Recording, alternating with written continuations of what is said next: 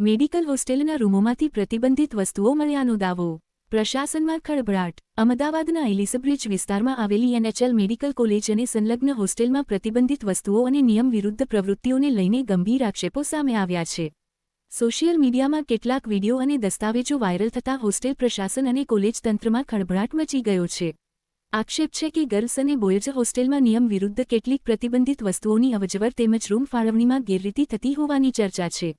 બીજી તરફ, કોલેજ પ્રશાસન દ્વારા બહાર પાડવામાં આવેલી નોટિસમાં સરપ્રાઇઝ ચેકિંગ દરમિયાન કેટલાક રૂમોમાંથી સિગરેટ, તમાકુ, ફ્રીજ અને ભારે ઇલેક્ટ્રિક ઉપકરણો જેવી હોસ્ટેલ નિયમ વિરુદ્ધ વસ્તુઓ મળી આવ્યાનો ઉલ્લેખ કરવામાં આવ્યો છે અને 5 દિવસમાં તેને દૂર કરવા સૂચના અપાઈ છે.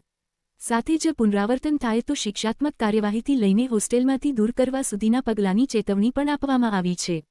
આ સમગ્ર મામલે સુરક્ષા એજન્સી તરફથી પણ નિયમિત તકરાર અને સામાન ચેકિંગ અંગે પત્ર લખાયો હોવાનું સામે આવ્યું છે.